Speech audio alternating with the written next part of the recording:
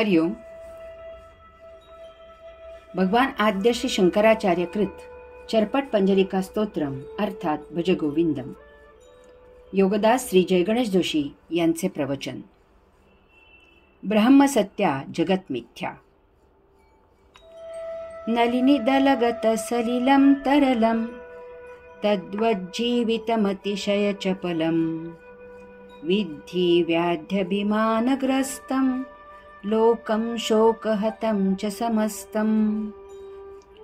कमळाच्या पानावर पडलेल्या थेंबाप्रमाणे आपले जीवन अतिशय अस्थिर आणि चंचल आहे. समस्त लोक दुराभिमानाच्या व्याधीने ग्रासलेले आहेत. यामुळे हा संसार शोकाकुल आहे. भगवान आद्य श्री शंकराचार्यांचेच एक फार सुप्रसिद्ध वचन आहे की ब्रह्मसत्या जगत मिथ्या. या ब्रह्मांडात एकमेव सत्य, शाश्वत, टिकाऊ गोष्ट जर कोणती आहे तर ती आहे आत्मब्रह्म. बाकी सर्व असत्य, अशाश्वत, नष्ट होणारे आहे. त्याचेच हे वचन या स्तोत्राला नेमके लागू होत आहे. जग म्हणजे अळवावरचे पाणी असे आपले बुजुर्ग म्हणतात. अळवावर किंवा कमळाच्या पानावर पाण्याचा थेंब पडला की तो मोत्यासारखा चमकतो. त्यावर ऊन पडले तर त्याला खऱ्या मोत्यासारखी झळाळी येते. असा हा मोत्यासारखा चमकणारा थेंब त्या पानावर क्षणभरही टिकत नाही. जरा अगदी किंचित जरी हवेचा झोका आला तरी तो पाण्याचा थेंब तत्क्षणी पानावरून घरंगळून जातो. त्याची चमक, झळाळी, शान तत्क्षणी निघून जाते, कारण ती क्षणभंगुरच असते. ती चमक पाण्यासह मातीत मिसळून जाते. भगवान आद्य श्री शंकराचार्य सांगतात की मानवाचे जीवन हे असेच या कमळाच्या पानावरील पाण्याच्या थेंबाप्रमाणे आहे. क्षणभंगूर, अस्थिर, चंचल असे ते आहे. काय, कसे, कोठे, किती, केव्हा होईल आणि मानवाच्या जीवनात असत्याचे नसते होईल याचा काहीही नियम नाही. मानवाच्या हातात ते थांबवणे नाही किंवा त्यात बदल करणेही नाही. त्याच्या हातात एकमेव गोष्ट आहे आणि ती म्हणजे जे होत आहे ते मोठ्या समाधानाने स्वीकारणे, सहन करणे आणि त्यातील आनंद जगणे. तसे न केल्यास जे होणारे आहे ते टळणारे नाही. त्याचा स्वीकार न केल्यास किंवा त्याला टक्कर दिल्यास त्रास, दुःख, कष्ट तेवढे होतील. त्यामुळे शारीरिक, मानसिक यातना होतील. विश्व आणि त्यातील चल, अचल, सजीव, निर्जीव असे सर्व वस्तू जगत सतत प्रवाहित होत आहे. जगतात कोणतीही गोष्ट क्षणभरही स्थिर असत नाही. ती सतत बदलत असते. ती सतत परिणामित होत असते. जग सतत वाहत आहे, प्रवाहित होत आहे, यात्रा करत आहे. मानव तर सतत स्थिरस्थावर होण्यासाठी प्रयत्नशील असतो. त्याला शाश्वत निवारा हवा असतो. त्याला शाश्वत संसार हवा असतो. त्याला शाश्वत जीवन हवे असते. कोणाशी काही संबंध आला की मानव तो संबंध जपायला आणि प्रतिदिनी तो संबंध वाढवायला सुरुवात करतो. त्याच्या लक्षात येत नाही की असे संबंध वाढवले तर ते बिघडण्याची शक्यता आणखी पक्की होते. परंतु जर संबंध वाढवले नाहीत तर ते न बिघडण्याची शक्यता जास्त असते. मानवाला आवडो किंवा न आवडो, परंतु या विश्वाचा सिद्धांत आहे. परंतु नातेसंबंधाने भावनाविवश झाल्यामुळे मानवाला हे रुचत नाही, पटत नाही. कोणी सांगणारा भेटला तर त्यालाच तो वेडा ठरवतो. यथा कालावधी याची प्रचिती येते, परंतु त्यावेळी ती वेळ निघून गेलेली असते. याचे दुःख सहन करावे लागते. येथे संसाराला मिथ्या असे म्हटले आहे. याचा अर्थ आपल्याला येथे ज्या वस्तू दिसतात, आपण ज्या वस्तू प्रत्यक्षात वापरतो त्या वस्तू येथे नाहीत असे नाही, तर त्या भासमान असून काही कालावधीत त्या नष्ट होणाऱ्या आहेत. हे उमजून त्या वस्तू आपला देह जीवित ठेवण्यासाठी, देह जिवंत राहील इतपतच वापरायच्या आहेत. यापेक्षा या भौतिक वस्तू जगताला जास्त किंमत द्यायची नाही. अळवावर किंवा कमळाच्या पानावर पाणी आहे आणि ते निश्चितच मोत्यासारखे दिसत आहे, परंतु ते क्षणिक आहे, टिकाऊ नाही, नष्ट होणारे आहे. ते काही अल्पकाळ भास होणारे आहे. यास्तव भौतिक वस्तू जगताचा कधीही संग्रह करायचा नाही, की त्यावर मालकी गाजवायची नाही, की त्यांच्यात स्थैर्य आणण्याचा प्रयत्न करायचा नाही. काही ठराविक काळाकरता या भौतिक वस्तू आपल्याकडे आपल्या वापरासाठी योगेश्वरांनी अनामत म्हणून ठेवायला दिल्या आहेत. त्या आपला देह जीवित ठेवण्यासाठी उपयुक्त आहेत आणि या वस्तू त्यासाठी आणि तेवढ्या पुरत्याच दिलेल्या आहेत. आपल्या मृत्यूनंतर त्या येथेच राहणार आहेत हे भान सतत ठेवून त्या वस्तू फक्त देह जीवित ठेवण्यापुरत्याच वापरायच्या आहेत. तेथे भावनाविवश व्हायचे नाही. काही कारणाने वस्तू आपल्याकडून दूर झाल्या तर त्यांचा आपल्याकडील अनामत असलेला काळ संपला हे जाणायचे आणि त्यांच्याशिवाय जीवन जगायला शिकायचे आहे. त्यांचा वियोग मानायचा नाही आणि त्याचे उसासे तर अजिबात टाकायचे नाहीत. इतके दिवस त्यांचा वापर करता आला त्याबद्दल योगेश्वराचे आभार मानायचे आहेत. भगवान आद्य श्री शंकराचार्य या स्तोत्रात पुढे सांगतात की समस्त लोक दुराभिमानाच्या व्याधीने ग्रासलेले आहेत. यामुळे हा संसार शोकाकुल आहे. या भौतिक वस्तू इतक्या विविध आणि वैचित्र्यपूर्ण आहेत, त्यांचे देहसौख्य इतके आकर्षक आहे की त्यांच्यामुळे मानवात काम, क्रोध, लोभ, मोह, मद, मत्सर, माया आणि अहंकार हे सप्तरिपू निर्माण होतात. माणूस या सप्तरिपूंच्या आहारी जाऊन विवेक, संयम आणि तारतम्य विसरून हैवान होतो आणि या भौतिक वस्तू जगताच्या क्षणभंगूर सौख्याच्या कच्छपी लागतो. वस्तू क्षणिक आहेत, त्यापासूनचे त्यांचे सौख्य तर क्षणाचा जेमतेम एखादा भाग आहे आणि तेही पूर्ण मानसिक आहे, मानले तरच आहे. वस्तू त्यांच्या स्वभावानुसार पुढे पुढे पळत असतात आणि हा महामूढ मानव त्यांच्या मागे मागे लापटासारखा लाळ घोळत पळत असतो. त्याची बुद्धी त्याला वस्तू जगताच्या फोलपणाची चांगली जाण करून देत असते.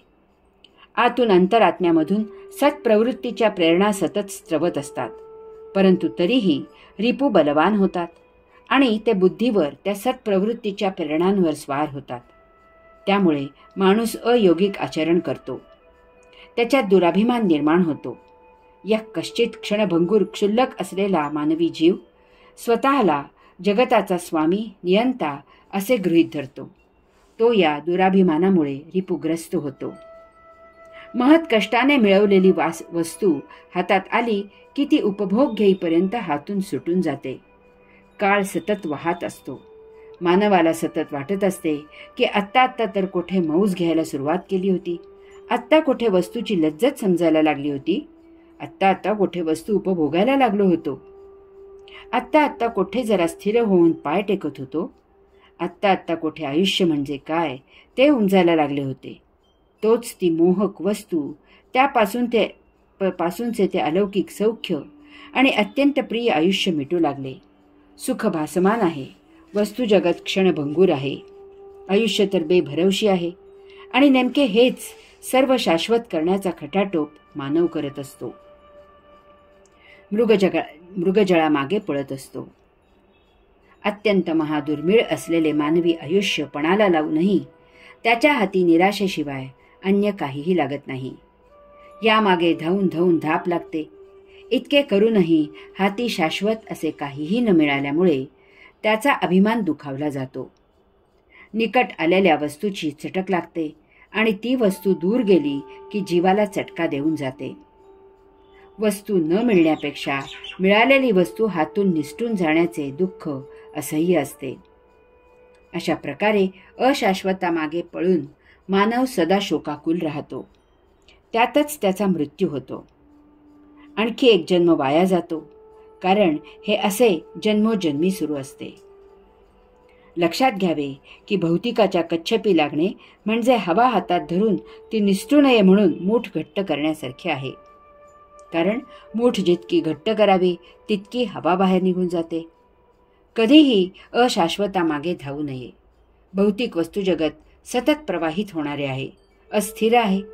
ही वस्तुस्थिती ज्ञानाने जाणून त्यातील जे शाश्वत आहे, स्थिर आहे, त्याचा शोध घ्यावा, त्याची जाण करून घ्यावी, त्याच्या मागे यात्रा करावी. प्रत्येक अशाश्वतामागे एक शाश्वत गोष्ट सदा असते. एरवी ते अशाश्वत असू शकत नाही. प्रत्येक अस्थिर गोष्टीमागे एक स्थिर गोष्ट ठाम असते. एरवी ते अस्थिर गोष्ट असू शकत नाही. प्रत्येक नष्ट होणाऱ्या गोष्टीमागे एक अक्षर गोष्ट सदा असते. एरवी ती नष्ट होणारी गोष्ट असू शकत नाही. नदी सदा वाहत असते कारण त्याखाली एक स्थिर तळ असतो. मुठीत धरलेली दोरी गरगर फिरते कारण ती मूठ एका जागी स्थिर असते. जड वस्तू जगतापासून धारण केलेला मर्त्य देह त्यात अमरत्व असेपर्यंत हालचाल करतो. हे विश्व परिघावर सतत फेरे घेत राहणारे आहे. त्यात नित्य नूतन वस्तुजगत निर्माण होत आहे. ते येथे काही कालावधी टिकत आहे. या वस्तुजगतात सजीव देह धारण केले जात आहेत. काही काळानंतर येथील वस्तुजगत परिणामित होत आहे, नष्ट होत आहे, नवीन कात टाकत आहे. अशा प्रकारे उत्पत्ती स्थिती लय असे अव्याहत सुरू आहे. याला खीळ नाही, कारण या सर्वाच्या केंद्राशी एक अमर अक्षर शाश्वत नित्य सत्य परम आत्मतत्व स्थित आहे. वैश्विक केंद्र हे आपले मूळ वसतिस्थान आहे. ते योगधाम आपले मूळ घर आहे. आपण त्या आत्मतत्वाचा अंश आहोत. आपण विश्वयात्रा करून स्वनिर्मित विश्वलीला अनुभवण्यासाठी येथे आलेले यात्रेकरू आहोत, पाहुणे आहोत, परके आहोत. यास्तव येथे जर आपण स्थिर होण्याचा प्रयत्न केला तर ते हास्यास्पद होते, कारण आपण अविनाशी आत्मांश असून आपण विनाशी विश्वात राहायचा प्रयत्न करत असतो. मानस सरोवरी राहणारा राजहंस जर भांबुर्ड्याच्या डबक्यात वास्तव करू लागला तर ते त्याला शक्य होणार नाही. यास्तव त्या परम आत्मतत्वाचा शोध घ्यावा. हा स्वशोध आहे. या विश्वात आल्यावर येथील भौतिकाच्या गराड्यात आपल्याला आपलीच ओळख विसरायला झाली आहे. यासाठी नित्यदिनी न विसरता अंतःकरणात स्वात्म्यावर ध्यान लावावे. यथाकालावधी आपल्याला आपली ओळख होईल. या अशाश्वताच्या ढिगाऱ्यात ते शाश्वत सापडेल, त्यात रत असावे. भौतिकाचा उपयोग करून जडदेह जीवित ठेवावा. वैश्विक लीला साक्षी राहून अनुभवावी. परंतु हे सर्व झाल्यावर त्या शाश्वतात स्वतःच्या अंतःकरणात डुबकी मारावी. त्या योगे सदानंद परमानंद कैवल्यानंद प्राप्त करावा. जग, त्यातील वस्तुजगत आणि त्यात वास्तव्य करणाऱ्या मानवाचे आयुष्य हे कमळाच्या पानावरील पाण्यासारखे आहे. मोत्यासारखे चमकणारे, परंतु भासमान आणि त्यातही क्षणभंगूर. त्याची क्षणभंगुरता हेच नेमके त्याच्या अनाकलनीय आकर्षणाचे एक महत्त्वाचे कारण आहे. नाटक किंवा सिनेमा पाहणाऱ्याला पक्के माहीत आहे की ती नटी, तो नट त्यांच्या आजूबाजूची पात्रे छान रंगरंगोटी करून, छान कपडे घालून अध्यारूत कथानक सादर करत आहेत. ती सर्वजण अभिनय करत आहेत. हे सर्व त्या रंगमंचावर काही तासांकरता सुरू आहे. हे सर्व बेगडी असून काही तासांनंतर संपणार आहे. ते क्षणभंगूर आहे. हे आपले वास्तव जीवन नाही. हे पाहून झाले की ते सर्व विसरून आपल्याला याहून पूर्ण निराळे असे आपले वास्तव जीवन जगायचे आहे. तरीही ते सर्व पाहायला मानव उत्सुक आहे.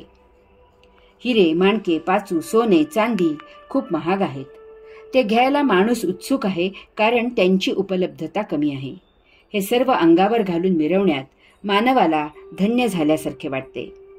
ते जवळ असणे म्हणजे वैभव अशी त्याची समजूत आहे.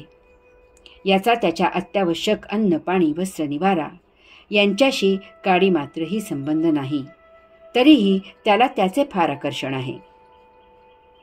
जे आत्ता हाती आहे त्या आयुष्यात मौज करण्यात, येथील वस्तू उपभोगण्यात एक प्रकारची घाई आहे.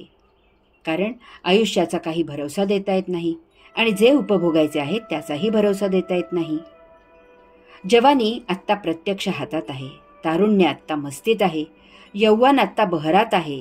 तोवर जितके उपभोगून घेता येईल तितके मनमुराद लुटून घ्या. तारुण्य कधी उताराला लागेल याचा काही भरोसा नाही. कोणी दिला आहे पुढच्या क्षणाचा भरोसा? कोणी पाहिला आहे उद्याचा दिवस? कोणी सांगितला आहे भविष्यकाळ? काही कशाची काहीही शाश्वती देता येत नाही. वस्तू आज आत्ता आहेत त्या आहेत. केव्हा काय उलथापालथ होईल आणि सारे नष्ट होईल याचा नियम कोणी सांगावा? मृत्यू तर बसल्या जागीही थैमान घालत असतो. त्यासाठी कोठे बाहेर जायची गरजच नाही. तसेच त्यासाठी पंचांग पाहून कोणता मुहूर्त काढायचीही आवश्यकता नाही. मृत्यूसाठी कोणतीही जागा पवित्र आहे आणि कोणतीही वेळ सुवेळ आहे. तो कोठेही आणि केव्हाही त्याचे काम करून मोकळा होतो. तो तसे अगोदर कळवण्याचाही शिष्टाचार पाळत नाही. अचानक अतिथी म्हणून हजर होतो. त्याला त्याची भिक्षा घालावीच लागते. यात आपल्याला मत नाही. तो फक्त त्याचीच मर्जी असते. तो आला की जावेच लागते. त्यावेळी गडबड केली तर आपलीच तडफड होऊन आपल्यालाच त्रास होतो. एवढे करून जाणे काही टळत नाही. शाश्वत गोष्टींची कोणी पर्वा करत नाही. दगड पडलेला आहे, राहू दे पडून. आज नाही जमले तर उद्या घेऊ. परंतु फूल आत्ताचे आत्ताच तोडून घ्या.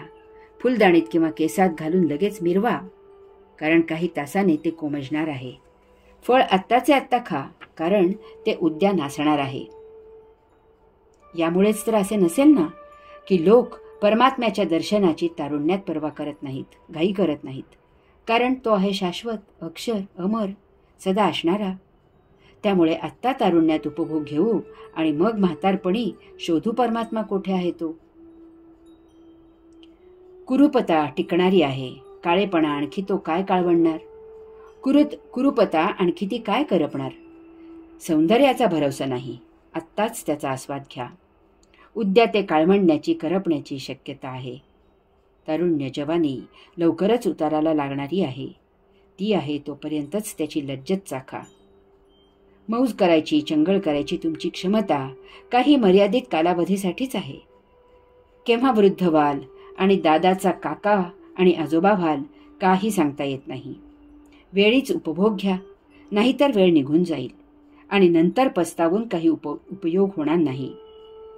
तसे झाले की उपभोग्य वस्तू पाहून तुमच्यासाठी कोल्ह्यासारखी द्राक्षे आंबट होतील.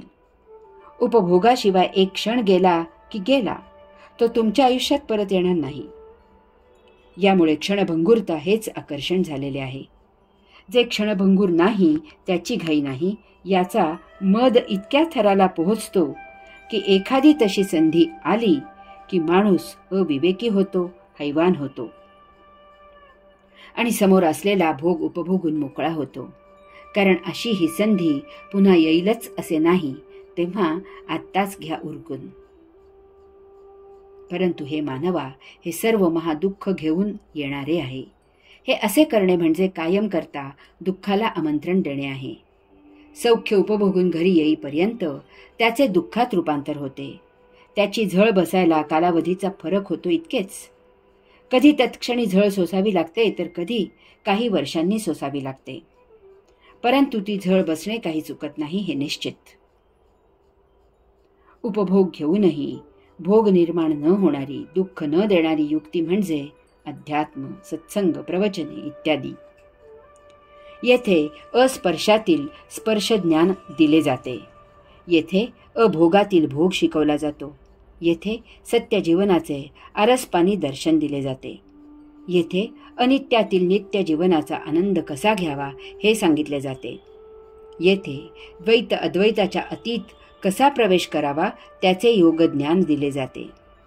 येथे जीवन क्षणभंगूर असूनही त्याचे परमजीवनात रूपांतर कसे करावे ते सांगितले जाते. येथे क्षणभंगूर जीवनाचे उपभोग घ्यायची घाई असत नाही, कारण ते क्षणभंगूर जीवन अनंत, अपार, आदी अनादी अमर आहे ही जाणीव येते. या योगे आपल्या जीवनातून क्षणभंगुरता, अस्थिरता, शोक नष्ट होतो आणि तेथे सदानंदाचा, नित्यानंदाचा, कैवल्यानंदाचा मळा फुलतो. ओम तत्सत त्वम असि.